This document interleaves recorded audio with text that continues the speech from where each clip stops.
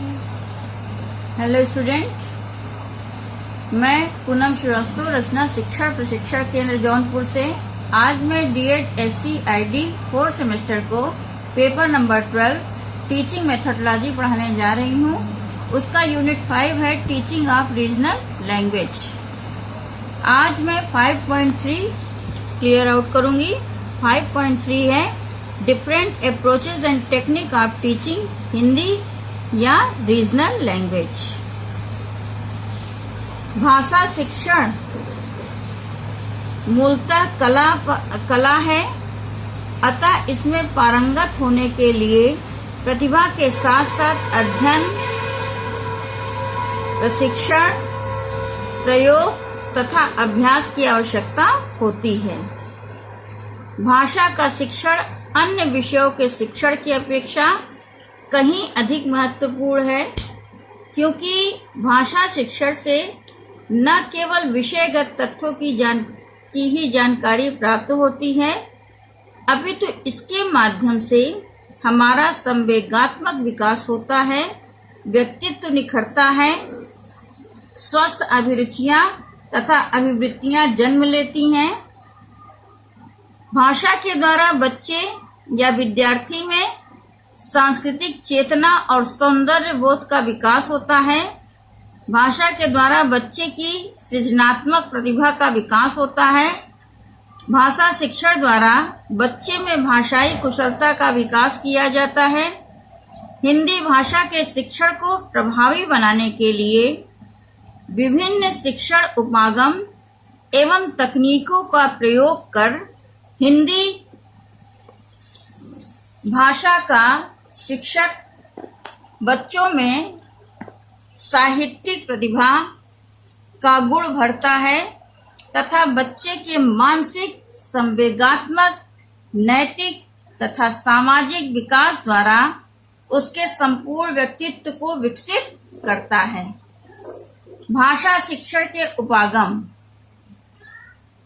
उपागम अध्ययन पद्धतियों से जुड़े वे दृष्टिकोण होते हैं जो यह बताते हैं कि परीक्षण विधि में उन विधियों को कैसे समझा या समझाया जा सकता है। हिंदी भाषा शिक्षण के दो मुख्यतः उपागम होते हैं। पहला पाठ संसर्ग उपागम और दूसरा रचना शिक्षण उपागम। पाठ संसर्ग उपागम में भाषा के तत्वों जैसे ध्वनि, शब्द, अक्षर, वाक्य के प्रयोगात्मक एवं क्रियात्मक शिक्षण का ज्ञान और प्रयोग का प्रचुर अवसर मिलता है तथा हिंदी भाषा के शिक्षक के द्वारा पाठ का अध्ययन कराते समय शिक्षार्थी को इन तत्वों का ज्ञान प्रदान किया जाता है। पाठ संसर्ग में हिंदी भाषा शिक्षण के निम्नलिखित चरण हैं। पहला उच्चारण शिक्षण, दूसरा वर्तनी शिक्षण, तीसरा शब्द शिक्षण, चौथा वाक्य शिक्षण और पांचवा व्याकरण शिक्षण इत्यादि। उच्चारण शिक्षण हिंदी भाषा शिक्षण में उच्चारण की शुद्धता बहुत महत्वपूर्ण होती है, क्योंकि अगर शिक्षार्थी उच्चारण शुद्ध नहीं कर पाता तो वह कक्षा में अध्यायों के मौखिक अध्ययन से भागने या बचने लगता है। इसलिए हिंदी भाषा शिक्षक को चाहिए कि प्रतिदिन कक्षा में वह बच्चों से पाठों का मौखिक अध्ययन कराए, साथ ही स्वयं भी पाठों का मौखिक उच्चारण कर बच्चों की उच्चारण क्षमता का विकास करे। दूसरा है वर्तनी शिक्षण। हिंदी भाषा शिक्षण में वर्तनी शिक्षण का बहुत महत्व है। हिंदी भाषा शिक्षण की पाठ्य पुस्तक भाषा वर्तनी की दृष्टि से शुद्ध होनी चाहिए। ताकि विद्यार्थी अपनी वर्तनी को शुद्ध कर सके। हिंदी भाषा में वर्तनी से ऐसे शब्द होते हैं, हिंदी भाषा में बहुत से ऐसे शब्द होते हैं जो क्लिष्ट या कठिन होते हैं। ऐसे में शिक्षक को उन शब्दों को पढ़ने में शिक्षार्थी की मदद कर वर्तनी शुद्धता का विकास करना चाहिए। तीसरा है शब्द शिक्षण। बाल्य अवस्था से ही बच्चों को परिवार तथा समाज के परिवेश से लगातार छोटे छोटे शब्दों का ज्ञान होता रहता है, किंतु जब बच्चा विद्यालय जाता है तब उसे शिक्षक पाठ्य पुस्तकीय शब्दों का ज्ञान कराता है। छोटे छोटे शब्दों जैसे 2 अक्षर के शब्द जा प्लस ला बराबर जल, 3 अक्षर के शब्द का प्लस मा प्लस ला बराबर कमल तथा 4 अक्षर के शब्द जैसे ट प्लस मा प्लस ट प्लस मा बराबर टमटम इत्यादि का ज्ञान कराता है। हिंदी भाषा का शिक्षक बच्चों में नए नए शब्दों का विकास करता है तथा मौखिक और लिखित दोनों रूपों से शिक्षार्थी में शब्दों का शिक्षण देने का प्रयास और अभ्यास करवाता है। चौथा है वाक्य शिक्षण। अक्षरों से शब्द बनते हैं और शब्दों से वाक्यों का निर्माण होता है। हिंदी भाषा में वाक्यों की शुद्धता महत्वपूर्ण होती है, क्योंकि वाक्यों की संरचना करते समय यदि संज्ञा पुल्लिंग है और उसकी क्रिया स्त्रीलिंग हो जाती है तो वाक्य की शुद्धता वहीं समाप्त हो जाती है। हिंदी भाषा के शिक्षक को बच्चों को समझाने या पढ़ाने के लिए वाक्य योजना को सरल बनाना चाहिए ताकि शिक्षार्थी सरलता पूर्वक वाक्यों का मौखिक एवं लिखित अध्ययन कर सके। पांचवा है व्याकरण शिक्षण। भाषा की शिक्षा में व्याकरण की उपयोगिता सदा से रही है। भाषा के शिक्षण में व्याकरण की उपयोगिता सदा से रही है। भाषा के प्रयोग में शुद्धता और स्पष्टता लाने के लिए व्याकरण का ज्ञान आवश्यक है। हिंदी भाषा के शिक्षण में व्याकरण शिक्षण के द्वारा शिक्षक शिक्षार्थी में भाषा की प्रकृति, उसके ध्वनि विज्ञान, रूप विज्ञान एवं शब्द निर्माण के नियमों की जानकारी देता है। दूसरा उपागम है रचना शिक्षण उपागम। रचना शिक्षण का अर्थ है भावों विचारों को लिपिबद्ध रूप से अभिव्यक्त करना या लिखना। रचना शिक्षण का अर्थ है भावों विचारों को लिपिबद्ध रूप से अभिव्यक्त करना या लिखना। सामान्यतः रचना से निबंध रचना, पत्र कहानी रचना का ही बोध होता है, किंतु रचना का यह सीमित क्षेत्र है। हिंदी भाषा शिक्षण में रचना शिक्षण से तात्पर्य है वाक्य रचना, वर्तनी रचना, अनुच्छेद रचना इत्यादि। रचना शिक्षण 2 प्रकार के होते हैं। पहला मौखिक रचना शिक्षण, जो बोलकर विचार प्रकट किया जाता है। दूसरा लिखित रचना शिक्षण, जिसमें लिखकर विचार प्रकट किया जाता है। इसके अतिरिक्त भाषा शिक्षण में सैद्धांतिक रूप से शिक्षण प्रक्रिया में सुधार लाने, ज्ञानात्मक, भावात्मक एवं क्रियात्मक उद्देश्यों की प्रभावी ढंग से पूर्ति के लिए निम्नलिखित उपागमों को विभिन्न स्तरों के अनुरूप अपनाया जाता है। स्तर है प्राथमिक स्तर, माध्यमिक स्तर और उच्च माध्यमिक स्तर।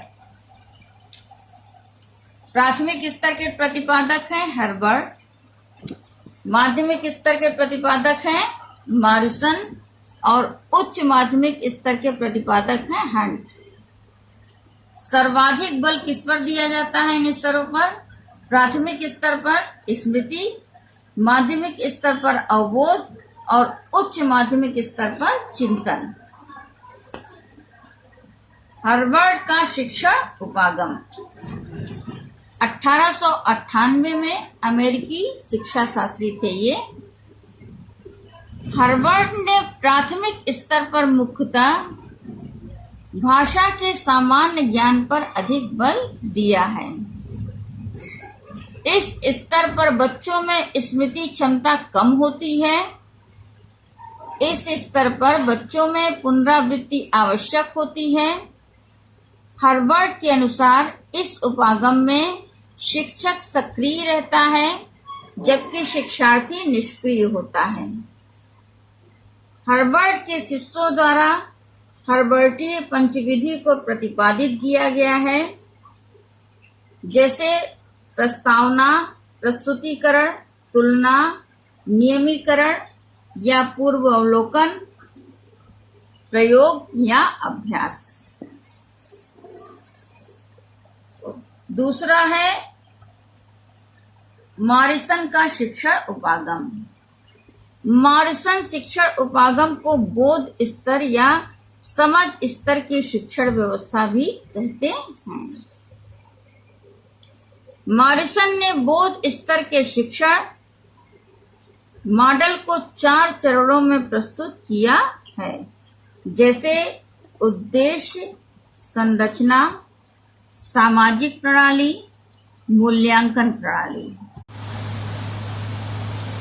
माध्यमिक स्तर पर छात्रों के पाठ्य पुस्तक, पाठ्य वस्तु के स्वामित्व पर बल देते हुए उनके व्यक्तित्व विकास को भी ध्यान में रखा जाता है। मॉरिसन ने बोध स्तर की शिक्षण व्यवस्था को 5 सोपानों में विभाजित किया है। पहला अन्वेषण, दूसरा प्रस्तुतिकरण, तीसरा परिपाक, चौथा व्यवस्था और 5वां वर्णन। तीसरा है हंट का शिक्षण उपागम। हंट का शिक्षण उपागम उच्च माध्यमिक स्तर के विद्यार्थियों से संबंधित है। इसमें शिक्षण के दौरान मुख्यतः चिंतन स्तर पर अधिक बल दिया जाता है। हंट का मानना है कि पहले के दोनों उपागमों में स्मृति एवं अवबोध पर बल दिया गया है, लेकिन शिक्षण का मुख्य उद्देश्य विद्यार्थियों में चिंतन की क्षमता विकसित करना है। अतः हंट के शिक्षण उपागम में समस्या केंद्रित शिक्षण पर बल दिया गया है ताकि विद्यार्थियों में मौलिक चिंतन का विकास हो सके। ताकि विद्यार्थियों में मौलिक चिंतन का विकास हो सके। इस प्रकार भाषा शिक्षण में उपर्युक्त उपागमों का प्रयोग कर शिक्षक किसी भी भाषा के शिक्षण के उद्देश्यों की पूर्ति कर सकता है तथा विद्यार्थियों में भाषा शिक्षण के प्रति चेतना जागृत कर सकता है। हिंदी भाषा शिक्षण की विभिन्न तकनीकी। जिस ढंग या तरीके से शिक्षक शिक्षार्थी को ज्ञान प्रदान करता है उसे शिक्षण विधि या तकनीकी कहते हैं। हिंदी भाषा के शिक्षण में शिक्षक को भाषा की वैज्ञानिकता एवं उसके तर्क सम्मत रूप को जानने के लिए शिक्षार्थी को साहित्यिक एवं व्यवहारिक तथा व्याकरणिक सभी का अध्ययन करवाना चाहिए। हिंदी भाषा शिक्षण के लिए विभिन्न तकनीकों का प्रयोग किया जाता है। पहला है पाठ्य पुस्तक विधि या तकनीकी। इस तकनीकी या विधि में पाठ्य पुस्तक प्रमुख होती है। हिंदी भाषा का शिक्षक कक्षा के अनुरूप निर्धारित पुस्तकों का अध्ययन करवाता है तथा पुस्तक में दिए गए नियमों तथा पाठों की व्याख्या करता है तथा शिक्षार्थी पुस्तकों के नियमों तथा पाठों को कंठस्थ करते हैं। यह तकनीकी प्रायः माध्यमिक स्तर से प्रारंभ होती है क्योंकि प्राथमिक स्तर पर बच्चे से मौखिक वाचन अधिकतर शिक्षक द्वारा करवाया जाता है। दूसरा है निगमन विधि या तकनीकी। निगमन विधि को सिद्धांत विधि भी कहते हैं। निगमन विधि में पहले नियम या परिभाषा बताकर बाद में उदाहरण देकर सिद्धांत को स्पष्ट किया जाता है। जैसे संज्ञा पढ़ाते समय पहले परिभाषा बताई जाती है तथा बाद में उदाहरण बताए जाते हैं। इस विधि में सामान्य से विशिष्ट या नियम से उदाहरण की ओर शिक्षण सूत्रों का अनुवर्तन किया जाता है। इस विधि में शिक्षार्थी सिद्धांतों तथा परिभाषाओं को रटने में जितना ध्यान देता है उतना भाषा प्रयोग की शुद्धता पर नहीं। मतलब इस विधि के में क्या होता है कि शिक्षार्थी सिद्धांतों और परिभाषा को रटने में ही ध्यान देता है, उतना भाषा प्रयोग की शुद्धता पर ध्यान नहीं देता। इसीलिए यह विधि शिक्षार्थी के लिए अरुचिकर होती है। तीसरा आगमन विधि या तकनीकी। यह विधि निगमन विधि की उल्टी विधि है। इस विधि में बच्चे या शिक्षार्थी के समक्ष कुछ उदाहरण प्रस्तुत कर उनके विश्लेषण द्वारा सामान्य सिद्धांत निकलवाए जाते हैं। आगमन विधि में विशेष से सामान्य की ओर तथा स्थूल से सूक्ष्म की ओर शिक्षण सूत्रों को प्रयोग में लाया जाता है। जैसे हिंदी भाषा शिक्षण में संज्ञा की परिभाषा बताने से पहले उसके उदाहरण जैसे व्यक्ति, वस्तु और स्थान का विभाजन शिक्षार्थियों को पहले समझाना और तत्पश्चात संज्ञा की परिभाषा बताना, यह विधि शिक्षार्थियों के लिए रुचिकर होती है। चौथी है विश्लेषण एवं संश्लेषण विधि या तकनीकी। आगमन विधि के अंतर्गत दो विधियों का प्रयोग अंतर्भूत है। आगमन विधि के अंतर्गत दो विधियों का प्रयोग अंतर्भूत है। पहला विश्लेषण विधि और दूसरा संश्लेषण विधि। आगमन विधि से उदाहरण प्राप्त कर लेने के अनंतर शिक्षक शिक्षार्थियों के सहयोग से उनका विश्लेषण करवाता है। जैसे दीर्घ संधि का नियम सिखाते समय हिमालय शब्द को उदाहरण के रूप में प्रस्तुत करते हुए उसका विश्लेषण निम्नलिखित प्रकार से किया जा सकता है या शिक्षक के द्वारा किया जाता है। शिक्षक, हिमालय शब्द किन किन शब्दों के मेल से बना है? शिक्षार्थी, हिम धन आलय। शिक्षक, हिम शब्द के अंत में क्या स्वर है? शिक्षार्थी, अस्वर। शिक्षक, आलय शब्द में प्रथम स्वर क्या है? शिक्षार्थी, आस्वर। विश्लेषण विधि के अनंतर संश्लेषण विधि का कार्य आरंभ होता है।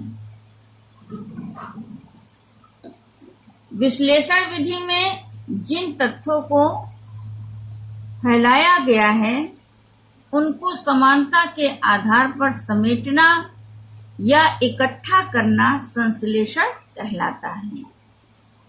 संश्लेषण के आधार पर ही सामान्यीकरण होता है और बाद में नियम का निर्माण होता है। जैसे शिक्षक द्वारा पूछा जाता है कि आ धन आ को मिलाकर क्या परिवर्तन हुआ, तो शिक्षार्थी उत्तर देता है आ धन आ बराबर आ, ये परिवर्तन हुआ। इस प्रकार इस विधि में निम्नलिखित सोपानों का अनुसरण किया जाता है। जैसे उदाहरण, तुलना, विश्लेषण, संश्लेषण, सामान्यीकरण, नियमीकरण या निष्कर्ष, प्रयोग तथा अभ्यास। पांचवा है पाठ संसर्ग विधि या तकनीकी। हिंदी भाषा का शिक्षक जब भाषा का शिक्षण करवाता है तो शिक्षार्थियों को यथा अवसर तथा यथा प्रसंग भाषा के बिंदु को स्पष्ट करते हुए चलें, ऐसी विधि को पाठ संसर्ग विधि या भाषा संसर्ग विधि कहा जाता है। तो शिक्षार्थियों को यथा अवसर यथा प्रसंग भाषा के यह समझाता है कि भाषा के बिंदु को स्पष्ट करते हुए चलें। ऐसी विधि को पाठ संसर्ग विधि या भाषा संसर्ग विधि कहा जाता है। इस विधि को समन्वय या समवाय विधि भी कहा जाता है। यह विधि आगमन विधि के अधिक निकट है। इस प्रकार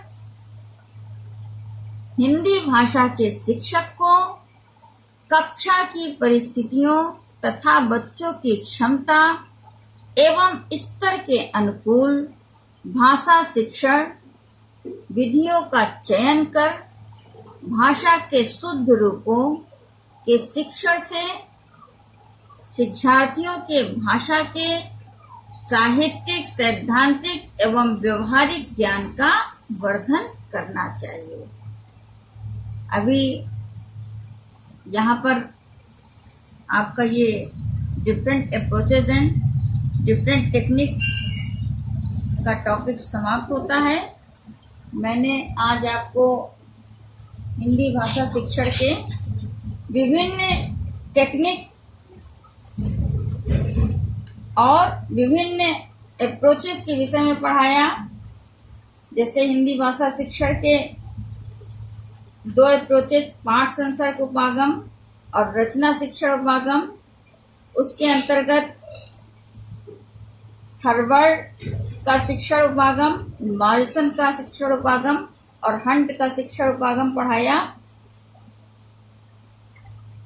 और टेक्निक में कौन कौन सी टेक्निक होती है जिसके द्वारा हम हिंदी भाषा के शिक्षण को प्रभावी बना सकते हैं, जैसे पाठ्य पुस्तक विधि,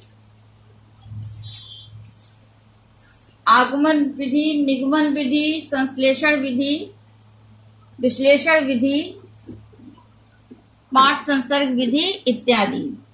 तो सारी चीजों को वीडियो देखकर पढ़िए और जहां पर न समझ में आए वो अपने व्हाट्सएप ग्रुप में पूछिए।